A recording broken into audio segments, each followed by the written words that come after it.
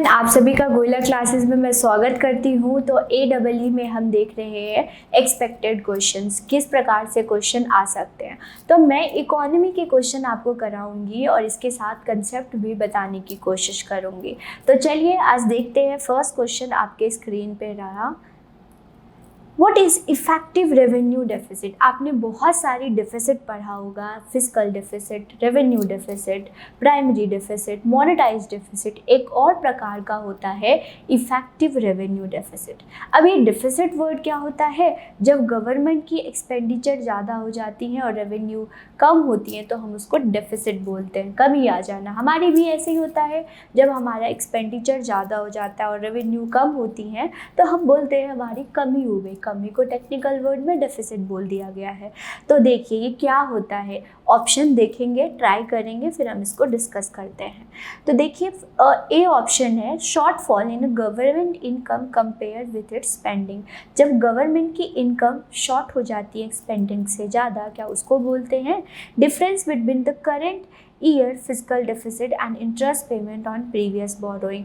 ये difference between होता है फिजिकल डेफिसिट और क्या होता है प्रीवियस बोरोइंग का, ये होता है इफेक्टिव रेवेन्यू डेफिसिट। क्या इसको बोलते हैं difference between revenue deficit and grant for creation of asset. मतलब कि यहाँ पे डिफरेंस होगा रेवेन्यू डेफिसिट और जो ग्रांट दिया जाएगा कैपिटल एसेट के लिए उसको बोला जाएगा।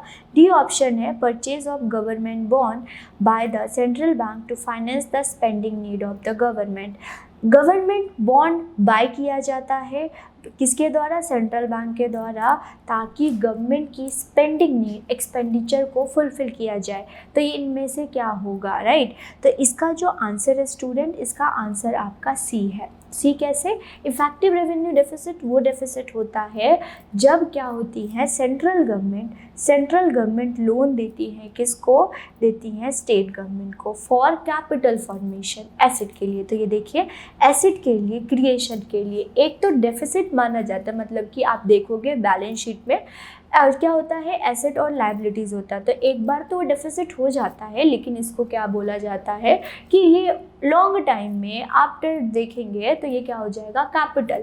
और वर्ड याद रखिएगा, कैपिटल फॉर्मेशन के लिए अगर आप 100 रुपये लोन लेते हैं और उसकी चाय पी लेते हैं, कॉफ़ी पी लेते हैं, तो वो आपकी डेट बन जाता है, राइट? लेकिन वही 100 रुपये की लोन लिया आपने, 100 रुपये की अगर आप बुक खरीद लेते हैं तो उसको हम डेट तो बोलेंगे, लेकिन इसको डेट इनडायरेक्टली नहीं बोलेंगे, क्योंकि आपने क्या किया है? कैपिटल एसेट खरीदा है, उससे बार बार आप रिटर्न ले सकते हो, ये होता है, राइट? तो यही होता है सेंट्रल गवर्नमेंट के द्वारा स्टेट गवर्नमेंट को दिया जाता है कैपिटल एसेट, कैपिटल फॉर्मेशन के लिए। तो उसको इफेक्टिव रेवेन्यू, नाम से भी समझ आ रहा है इफेक्टिव है, राइट? Revenue deficit. और ये 2011-12 में आया था, ये याद रखिएगा, ओके? इसी प्रकार से आपको मोनेटाइज डेफिसिट, फिस्कल डेफिसिट, सब कुछ क्या है पता होना चाहिए, क्या होता है मोनेटाइज डेफिसिट। ये नेक्स्ट क्वेश्चन पे मूव करते हैं। Consider the following statement. अब हमारे पास स्टेटमेंट है, उसके बारे में देखते हुए आंसर करेंगे।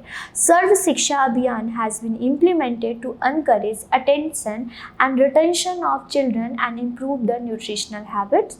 सेकेंड ऑप्शन है mid day meal is a significant step toward the providing elementary education to all the children in the age of 6 to 14 year. तो सर्व शिक्षा अभियान किस लिए लाया गया? रिटेंशन और इम्प्रूवमेंट के लिए, न्यूट्रिशनल स्टेटस के लिए लाया गया। और मिड डे मील बोला गया है कि यहाँ पे एलिमेंट्री एजुकेशन दिया जाएगा, जो कि 6 to 14 ईयर एज ग्रुप है। तो ये आंसर स्टूडेंट, इसका आंसर दोनों गलत होता है, क्योंकि इन दोनों ने उल्टा जवाब दिया है। सर्व शिक्षा अभियान लाया गया था एलिमेंट्री एजुकेशन के लिए, जो कि 6 to 14 ईयर के बच्चों को देना था। एंड मिड डे मील जो लाया गया था, वो मिड डे मील लाया गया था कि ताकि स्कूल में लोग एनरोलमेंट रेशो इंक्रीज़ हो, बच्चे खाने के लोभ से आए पढ़ने के लिए, और वो खाने के लिए कुछ तो पढ़ेंगे। देखा जाता है आएंगे, स्कूल हैबिट देखेंगे, फिर उनको अच्छा लगेगा, तो इस प्रकार से उनको खींचने के लिए मिड डे मील्स लाया गया था, ओके? तो ये दोनों उल्टा बोला गया है। तो याद रखिएगा Sarva Shiksha Abhiyan and the mid day meal दोनों बहुत इंपॉर्टेंट स्कीम है। नेक्स्ट क्वेश्चन है हमारे पास, कंसिडर द फॉलोइंग स्टेटमेंट। अब फिर से स्टेटमेंट है, इसको देखते हैं क्या है।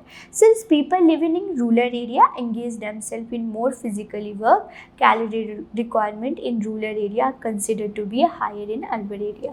बोला जाता है कि रूरल एरिया में फिजिकल वर्क ज़्यादा होता है, इसीलिए रूरल एरिया में कैलोरी रिक्वायरमेंट ज़्यादा होती है अगर हम अर्बन एरिया के कंपैरिजन में देखें तो। ओके, यहाँ पे बोला गया है accepted average calorie required in India 24 calories. आपने बहुत सारी कमेटी पढ़ी होगी पॉवर्टी में, तो उन्होंने अपने अपने रिकमेंडेशन दिया कि किसको हम पुअर बोलेंगे, राइट, किसको हम पुअर के कैटेगरीज में करेंगे। तो यही है 24 कैलोरीज अगर किसमें, रूरल एरिया में, and 24 calories per day urban area में, तो उसको हम पुअर कहेंगे। ये चीज़ आपने देखना है। तो ये स्टेटमेंट स्टूडेंट दोनों सही है। क्यों सही है मैं आपको बताती हूँ। तो अलगा कमेटी, आपने पॉवर्टी की कमेटी पढ़ी होगी बहुत सारी, तेंदुलकर, रंगाराजन कमेटी, उनमें से ही अलगा कमेटी ने बोला था, उन्होंने फर्स्ट टाइम पॉवर्टी लाइन को डिफाइन भी किया था। तो इन्होंने बोला था अगर 2400 कोई भी कैलोरीज एक पर्सन पर डे अपना कंज्यूम करता है, राइट, ये किसमें, रूरल एरिया में पर पर्सन पर डे, और 2100 किसमें क्या करता है, अर्बन एरिया में। अब बोलेंगे अर्बन एरिया में क्यों कम और रूरल एरिया में क्यों ज़्यादा मैम? तो इसलिए क्योंकि वहाँ पे फिजिकल वर्क, जो कि आपको फर्स्ट स्टेटमेंट बोला गया है, वहाँ पे फिजिकली वर्क ज़्यादा होता है, लेबर ज़्यादा होते हैं, उनको दिमाग से ज़्यादा उनको हाथों से काम करना पड़ता है, इसीलिए दोनों स्टेटमेंट से क्या हो जाते हैं, सही हो जाते हैं। ओके स्टूडेंट, इस प्रकार से आपने पॉवर्टी के सारी कमिटीज़ को पढ़ के जाना है। फिर आते हैं क्वेश्चन नंबर 4 में, how does credit creation increase. Credit creation क्या होता है कि बैंक, मान लीजिए बैंक होता है, यहाँ से हाउस होल्ड क्या होंगी, डिपॉजिट करेंगी, और हाउस होल्ड जो बैंक है फर्दर लोन देगा किसको, फर्म को, राइट। हाउस होल्ड कभी भी इन्वेस्टमेंट नहीं करता और फर्म कभी भी सेविंग नहीं करती। ओके, इसको हमने अपने कोर्स में समझाया है, तो ये चीज़ आपने याद रखना। तो उससे जितना ज़्यादा वो लोन देगी उससे उतना ज़्यादा क्रेडिट क्रिएशन, इसको मनी मल्टीप्लायर के नाम से भी जानते हैं। तो क्रेडिट क्रिएशन इंक्रीज कैसे होगी, जब if RBI increase cash reserve, जब आरबीआई कैश रिजर्व को इंक्रीज कर देगा। If RBI increase the cash reserve ratio, जब आरबीआई इंक्रीज कर देगा cash reserve ratio. If RBI reduce the cash reserve ratio, जब आरबीआई रिड्यूस कर देगा cash reserve ratio. If RBI reduce the cash reserve. तो cash reserve ये क्यों है, CRR बोलते हैं इसको, जो कि आपने पढ़ा होगा, हाँ आपने पढ़ा होगा student, CRR, SLR, bank rate, repo rate, ये सारे टूल्स होते हैं आरबीआई के, राइट, टूल्स होते हैं आरबीआई के, तो आप लोगों ने पढ़ा होगा। तो CRR आपने पढ़ा होगा, राइट, CRR। तो CRR क्या होता है कि जो बैंक होती है कमर्शियल बैंक, वो अपने टोटल डिपॉजिट का कुछ परसेंट कहाँ पे रखती है, आरबीआई के पास रखती है, राइट, एज परसेंटेज, जो कि मैंडेटरी होता है, रखना पड़ता है। और इकोनॉमी में जैसे ही सिचुएशन होती है आरबीआई वैसे वैसे उसको चेंज करता है, ये याद रखिएगा। जितना जैसे सिचुएशन होगी वैसे रेट को चेंज किया जाएगा, इस प्रकार से आपने याद रखना है। तो मान लें यहाँ पे बोला गया है कि क्रेडिट क्रिएशन इंक्रीज कब होगा, जब CRR इंक्रीज होगा या CRR रिड्यूस। कैश रिजर्व कुछ नहीं होता, इसको तो पहले ही आप काट दीजिए, राइट, कैश रिजर्व कुछ नहीं होता, कैश रिजर्व रेशो पूरा कंप्लीट वर्ड होता है। तो मान ली CRR पहले 3% था, अब क्या कर दिया, 4% इंक्रीज कर दिया, मान लो इंक्रीज कर दिया 4%, मतलब कि क्रेडिट क्रिएशन के लिए इसको ले लेते हैं, मान लो कि क्रेडिट क्रिएशन इंक्रीज करना है, राइट। तो मान लो कि यहाँ पे क्या करना है, CRR लीजिएगा, पहले 3% था, अब आरबीआई ने 4% मतलब इंक्रीज कर दिया है। तो अब बैंक को अपने टोटल का कुछ ज़्यादा परसेंटेज किसके पास रखना पड़ेगा, आरबीआई का, ऐसी बात है, राइट। अगर ज़्यादा परसेंटेज रखना पड़ेगा तो बैंक के पास कम पैसा होगा, और कम पैसा होगा तो लोन कब देगा, और मनी में क्रेडिट क्रिएशन नहीं होगी। उसका अपोजिट मान लो कि 4% था तो 2% कर दिया, डिक्रीज कर दिया, यहाँ पे इंक्रीज कर दिया था। तो अब क्या होगा, बैंक को कम परसेंटेज रखना पड़ेगा आरबीआई के पास, मतलब उसके पास ज़्यादा लोन रहे पैसा होगा, मतलब वो ज़्यादा लोन देगा, और ज़्यादा लोन देगा इट मीन ज़्यादा क्रेडिट क्रिएशन होगी। तो यहाँ पे आपको समझ आ गया होगा, जब CRR क्या होता है, रिड्यूस किया जाता है, तो क्रेडिट क्रिएशन इंक्रीज होता है। आपको ये सारी चीज़ें पता होना चाहिए, जो कि टूल्स ऑफ आरबीआई में हम पढ़ते हैं। ओके, नेक्स्ट है 5th question, which of the following about the bank rate is true. फिर से टूल्स में, आरबीआई के टूल्स में बैंक रेट बहुत इंपॉर्टेंट रेट है, इसको समझिएगा। तो बैंक रेट होता क्या है देखते हैं। Bank rate is different from interest rate. Bank rate is discount rate provided by the central bank of the country. Bank rate is defined as a rate at which central bank of the country credit to the commercial bank. यहाँ पे देखिए bank rate student क्या होता है, इसको समझिएगा। Bank rate वो rate होता है जब कमर्शियल बैंक लोन लेता है आरबीआई से। तो थर्ड यही बोला गया है कि सेंट्रल बैंक जो गिव क्रेडिट लोन देती है किसको, कमर्शियल बैंक, मतलब सेकंड थर्ड ऑप्शन हमारा सही होता है, राइट, ये सही होता है, देता है। ओके, ये हो गया। अब यहाँ पे लिखा हुआ है डिस्काउंट रेट। बैंक रेट क्या होता है, डिस्काउंट रेट कैसे समझिएगा। बैंक रेट होता है जब लॉन्ग टर्म के लिए क्या लेता है, कमर्शियल बैंक लोन लेता है लॉन्ग टर्म के लिए, अब 1 ईयर के लिए लोन लेता है, उसको बैंक रेट बोलते हैं उस रेट को। अगर शॉर्ट टर्म के लिए तो आप लोगों ने पढ़ा होगा रेपो रेट लिया जाता है। ये इसको डिस्काउंट रेट भी कहते हैं। डिस्काउंट रेट क्यों कहते हैं समझिएगा। कमर्शियल बैंक के पास बहुत सारे क्या होते हैं बिल ऑफ एक्सचेंज।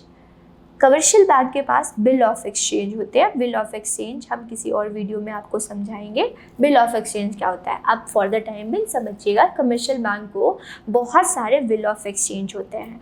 तो जब उसको कमर्शियल बैंक को आरबीआई को जो बिल ऑफ एक्सचेंज होती हैं, इसकी एक मैच्योरिटी डेट होती है, जिसको बोलते हैं मैच्योर डेट।